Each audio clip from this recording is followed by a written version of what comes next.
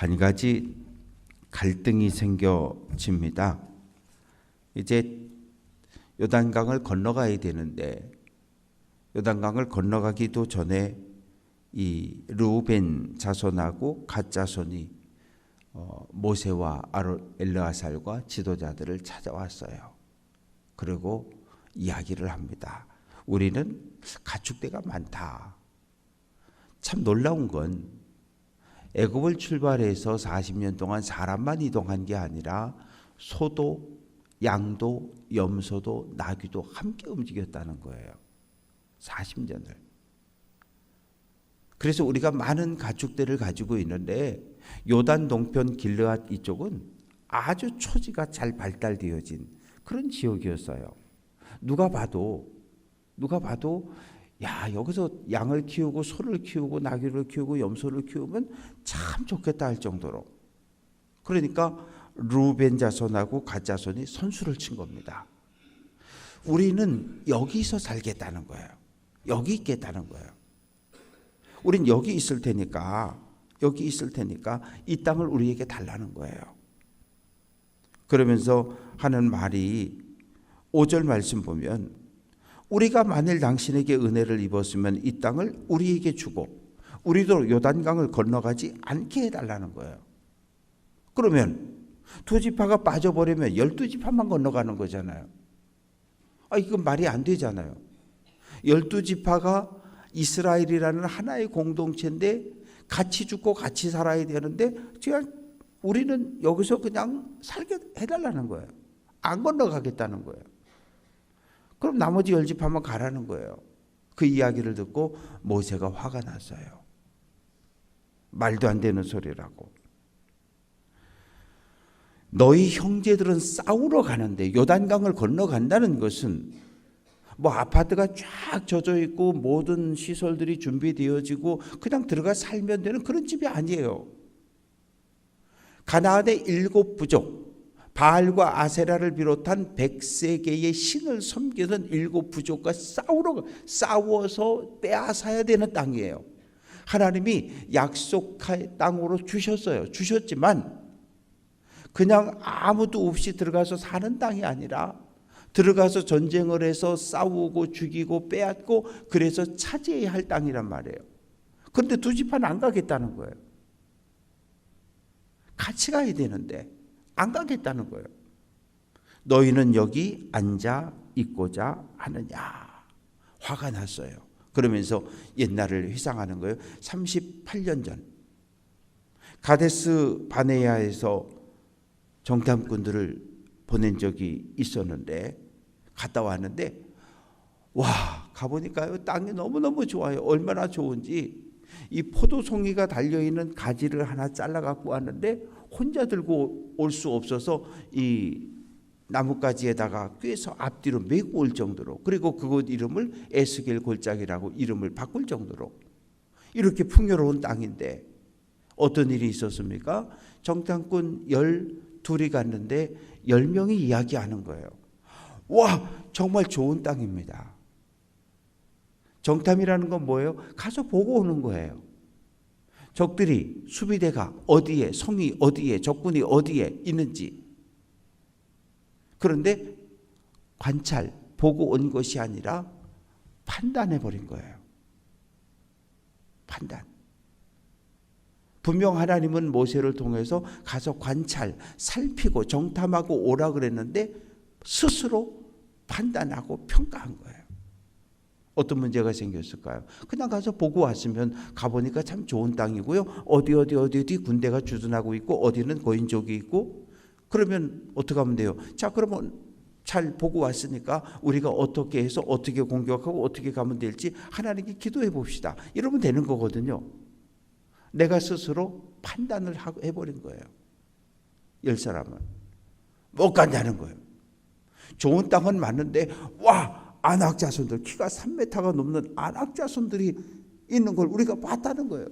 우리가 우리 키하고 그 사람 키하고 비교해 보니까 우리는 그들 앞에 서면 메뚜기처럼 형편없는 존재라는 거예요. 이들과 싸우면 백전백패라는 거예요. 모세를, 아론을 때려 죽이고 다른 지도자를 세워서 다시 백기 깃발을 들고 애굽으로 돌아가자는 거예요. 그러나 여호수아와 갈렙 두 사람은 하나님의 약속을 붙잡았어요. 하나님께서 아브라함에게 약속한 땅입니다. 가나안 땅 우리 가야 합니다. 가면 이깁니다. 그들은 우리의 밥입니다. 하나님이 우리와 함께 하시니 우리는 승리할 수 있습니다. 이게 서로 다른 거예요. 여호수아와 갈렙은 하나님의 약속을 붙잡은 사람들이었고 10사람은 눈으로 보고 판단하고 평가한 사람들이에요. 하나님이 살펴보고 오라 그랬는데 살펴보고만 오면 되는데 거기 자기 생각이 들어가 버린 거예요. 그래서 불신앙하게 되었고 그 죄값을 받았어요. 어떻게? 애굽을 떠날 때 20세 이상 출애굽 1세대는 광야에서 모두 죽는다. 다 죽었어요. 지금.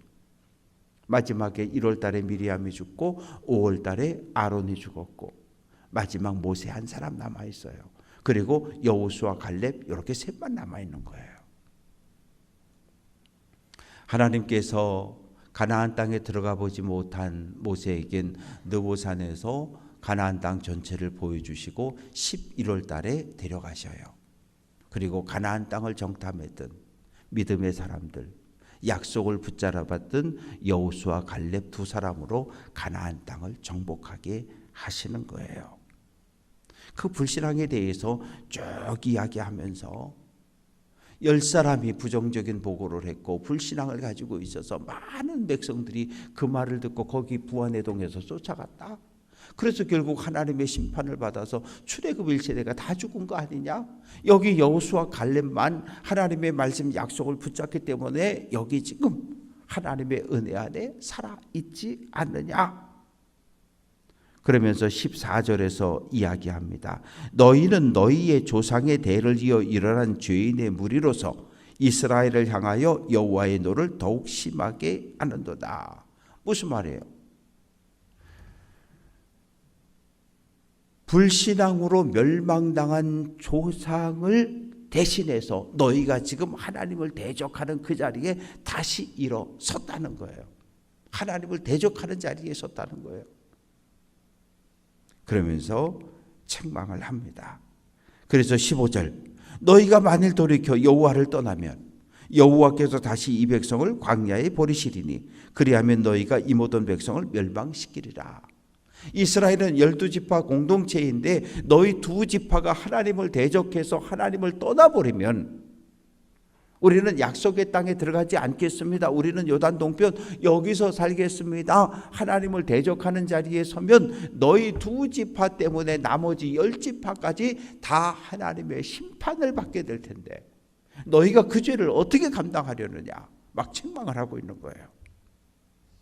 그러자 16절부터 이어지는 19절까지의 말씀에 보면 야단을 맞고 나니까 르우벤 지파와 갓 지파 지도자들이 정신이 번쩍 들었어요. 그렇지. 맞아. 우리 조상들이 우리 아버지가 우리 할아버지가 그 불신앙의 자리에 있다가 다 광야에서 돌아가셨지. 정신이 번쩍 들었어요. 그래서 다시 요청을 하는 거예요. 첫 번째, 우리가 이 요단 동편 이 좋은 땅에 성을 쌓겠다는 거예요. 왜냐하면 지금 전쟁을 해가지고 성벽들이 막 무너지고 그런 상황이거든요. 그 옛날 한양 그러면 어딜 한양이라고 그랬어요? 사대문이에요.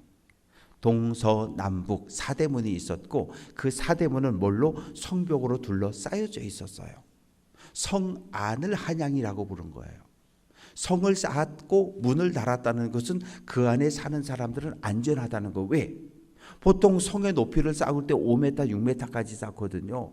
그러면 적군이 쳐들어와도 금방 뛰어 올라올 수가 없어요. 위에서 지키고 있으니까. 안전한 곳이에요. 그러니까 지금 르우벤 지파와 갓 지파 대표들은 우리가 저 무너진 성벽을 복구하고 우리 아이들과 아내들을 그 안에다 안전하게 살게 하고 우리 중에 일부를 여기 원주민들이 왔다 갔다 하니까 지킬 수 있도록 군사들을 일부분 남겨놓고, 그리고 양떼와 소떼를 위해서 우리를 쌓겠다. 이 축사를 그 당시엔 어떻게 쌓냐 하면 그 돌멩이를 집어다가 사람 키만큼 쌓았다 그래요. 이게 울타리예요. 왜? 소나 양이나 나귀가 뛰어넘지 못할 정도로 사람 키 높이로다가 돌을 쌓아 올리면 그게 양 우리가 되고 소 우리가 되었어요. 그렇게 해놓고, 그리고 나서 우리가 17절 끝부분에 보면 우리는 무장하고 이스라엘 자손을 그곳 요단강 서편 약속의 땅에 인도하기까지 앞서서 전쟁에 나가겠다. 그러니까 성읍을 보수하고 가축을 위해서 울타리 만들고 우리 가족들은 여기 살게 하고, 우리는 요단강을 제일 먼저 건너가서 가장 앞장서서 가나안 7부족과 싸워서 그 땅을 다 차지하고 10지파가 땅을 다 분배받고, 그런 연후에 우리가 19절 우리 그때 돌아오겠다는 거예요. 그리고 우리는 요단 동편에서 기업을 받았으니까 요단 서쪽 가나안 땅에서 약속의 땅에서는 기업을 받지 않겠다는 거예요. 그러자 20절부터 32절까지 말씀 속에선 모세나 엘르아살이나 각 지파의 족장들이 듣고 보니까 그건 괜찮을 것 같거든요. 그래서 허락해 주는 거예요. 허락을 해줘요. 23절 너희가 만일 그같이 아니하면, 너희가 너희 입으로 약속한 대로 지키지 아니하면 여호와께 범죄합니다. 너희 죄가 반드시 너희를 찾아낼 줄 알라. 왜요? 하나님은 어떤 분이셔요? 우리가 웅성웅성 원망하고 불평하고 하는 이 모든 소리를 하나님께서 들으셨어요. 어디에서? 광야에서. 이스라엘 백성들의 원망과 불평을 하나님이 다 들으셨어요. 들으시고 그들의 입술에서 내뱉은 그대로 하나님께서 심판해 버리셨어요. 그러니까 너희가 지금 내 앞에서, 지도자들 앞에서 약속한 그대로 다 지켜 행하지 않으면 너희 죄가 너희를 찾아낼 것이고 너희는 죄값으로 하나님의 심판을 받아 죽을 것이다 라고 이야기를 합니다.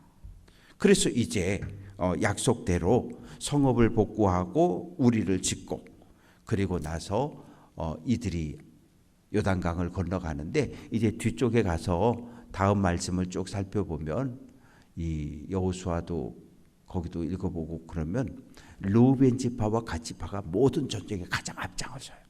앞장서 싸워요. 왜? 이미 가족들은 요단 동편에 있고, 그리고 우리가 이 전쟁에서 승리하고 이 땅을 다 차지해야 우리가 집으로 갈 수 있으니까 가장 앞장서서 가장 용감하게 싸우는 모습들이 여호수아에 가면 기록이 되어져 있습니다. 이제 33절부터 마지막 절까지 말씀 속에 33절 모세가 갓 자손과 르우벤 자손과 요사비의 아들 므낫세 반지파, 갑자기 므낫세 반지파가 툭 튀어나왔는데 아마 이 므낫세 지파가 인구도 제일 많았고, 그리고 아마 양떼도 소떼도 많이 가지고 있어서 거기도 나중에 추가한 것 같아요.